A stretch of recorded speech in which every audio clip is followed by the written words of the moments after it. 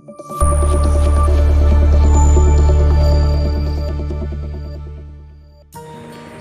Hi నమస్తే అందరికీ, ఎలా ఉన్నారు? నేనైతే చాలా బాగున్నానండి. Welcome to my channel PG blogs Telugu. ఈరోజు బ్లాగ్లో ఏంటంటే మా ఊరి వినాయక చవితి ఎలా చేసామనేది చూపించేస్తాను. కంప్లీట్ 3 days చూసేయండి.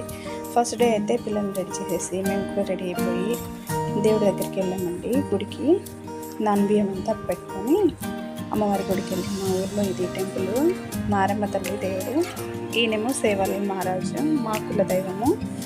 గుడికి వెళ్ళి దేవుడికి కొబ్బరికాయలు కొట్టుకొని దండం పెట్టుకొని ఆ రోజంతా బాగా జరిగిందండి. పూజ అంతా చేసుకొని ఆ తర్వాత అక్కడి నుంచి వినాయక స్వామి దగ్గరికి వెళ్ళాము. వినాయక స్వామి దగ్గర కూడా వెళ్ళి కొబ్బరికాయలు కొట్టుకున్నామండి. యాక్చువల్గా ఈ ఫెస్టివల్ని టెంకాయల పండుగ అంటారు మా సైడు.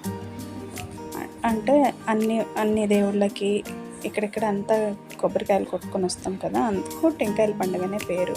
మా సైడ్ అయితే టెంకాయల పండుగనే అంటాము. మీ సైడ్ ఏమంటారో కామెంట్ చేయండి. ఈ ఇయర్ మా గణేశుడు శివుడు ఇంకా గజరాజు సమేతంగా ఉన్నారు. అక్కడ నుంచి నాగల దగ్గరికి వెళ్ళిపోయినామండి పాలు పోయడానికి. మా సైడు నాగల పంచమి చేసుకోరు. వినాయక చవితికి పుట్టలో పాలు పోసి దేవుడికి దండం పెట్టుకొని వస్తారు. ఇంకా అక్కడికి వెళ్ళి దారాలు చుట్టేసి దేవుడికి పాలు పోసేసి ఇంకా కొబ్బరికాయలు అంతా కొట్టుకొని మనం తెచ్చుకున్న బియ్యం అంతా అక్కడ కూడా సమర్పించుకొని అక్కడ నుంచి దారిలో మా వారు తగిలేరు. ఇంకా 2 ఫోజులు ఇవ్వండి అని చెప్తే ఆన్ రిక్వెస్ట్ ఒక 2-3 ఫోటోలు తీయించేసుకొని వచ్చేసినాము.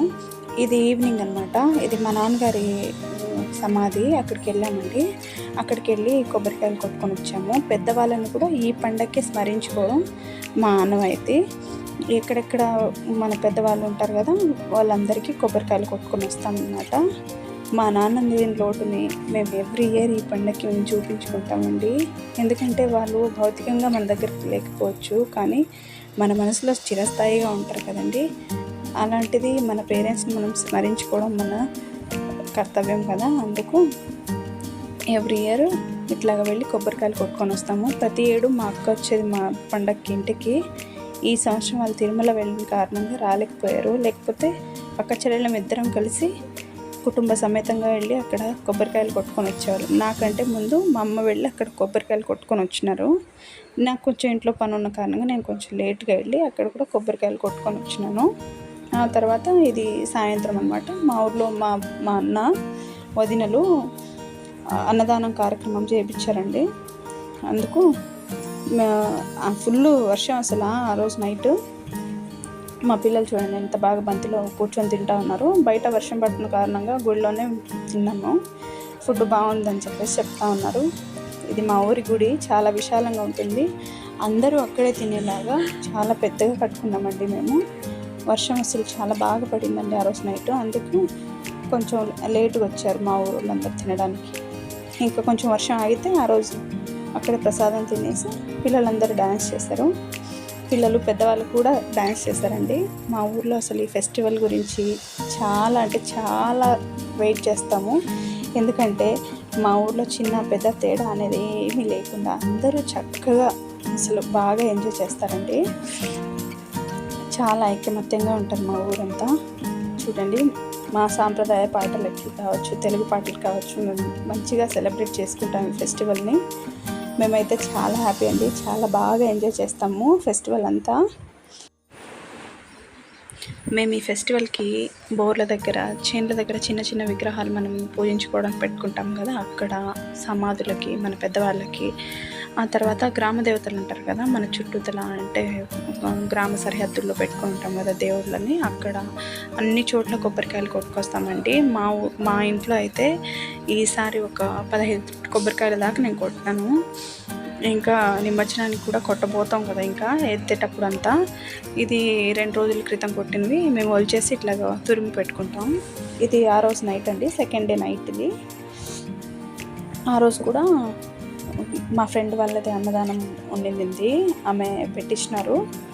అన్నదానము ఉంటే మేము కూడా అక్కడికి వెళ్ళేసేసి ఇంకా సాయంత్రం అన్నదానము అంతా మేము అక్కడ ఇచ్చిన తీర్థ ప్రసాదాలను తీసుకున్నామండి. తీసుకుని మా పాప మేము అందరం ఒక చోట కూర్చొని తినేసి ఆ తర్వాత ఇంకా ఆ రోజు నైట్ కూడా మేము డ్యాన్స్ చేయడం జరిగింది. మా పిల్లలు చూడండి బాగా ఎంజాయ్ చేస్తారండి. అసలు ఆ 3 days కూడా మా పిల్లలు బాగా ఫుల్గా ఎంజాయ్ చేస్తారు. మా ఊరంతా బాగా ఎంజాయ్ చేస్తుందండి. మీ ఊర్లో కూడా ఇంతే కదా. ఎందుకంటే ఇయర్లో ఈ ఫెస్టివల్కే అందరూ ఆడిపాడి బాగా చేసుకునేది. ఆ రోజు నైటే ఇంకా టైం లేదు కాబట్టి ఫెస్టివల్ మూడ్లో ఉంటాం కాబట్టి ఆ రోజు నైటే నేను ఇంటికి వచ్చి కజ్జికాయలు చేసినానండి. ఎందుకంటే నేను 3 days కూడా ఫుల్ షెడ్యూల్ ఉంటుంది అనమాట. ఎక్కడ ఖాళీ ఉండదు, దొరకదు కొంచెం కూడా. అందుకు ఆ రోజు నైట్ టైమే కజ్జికాయలు నేను చేసేసానండి కొంచెం. ఎందుకంటే మా మరిది మా పిల్లలు అంతా హాస్టల్లోకి వెళ్తారు కదా, అందుకు టైం ఉండదు కాబట్టి నేను ఆ రోజు నైటే చేసేసాను. మళ్ళీ 3rd day ఇలాగ రెడీ అయ్యేసేసి దేవుడి దగ్గరికి వెళ్ళిపోయాం అనమాట. వెళ్ళిన కొద్దిసేపటికే చండాలంగా తయారైపోయాను. ఎందుకంటే అన్ని రంగులు పూసేస్తారు బాగా. ఇంకా కొద్దిసేపు బాగా అందరికీ రంగులు పూసుకొని ఇంటికి వచ్చి లడ్డు తీసుకెళ్తున్నాము. లాస్ట్ ఇయర్ లడ్డు చెప్పాను కదా, లాస్ట్ షార్ట్ వీడియోలో చెప్పినట్టు మేము లాస్ట్ ఇయర్ లడ్డు వేలం పాట పాడుకున్నాము. ఈ ఇయర్ మేమే కొనిచ్చినాం అనమాట. అందుకు పూజ చేసి మనం లడ్డు సమర్పించాలి కాబట్టి నేను పూజ సామాన్లు తీసుకెళ్ళి అక్కడ పెడితే మా వారు మా పిల్లలు అంతా నేను వీడియో షూట్ చేశాను. వాళ్ళు దేవుడికి లడ్డు మనం ఇప్పుడు చేస్తాం కదా వాళ్ళకి, అందుకు పూజ చేసి దేవుడికి సమర్పించి వేలం పాటలో పెట్టడానికి వీళ్ళు పూజ చేస్తూ ఉన్నారు ఇక్కడ.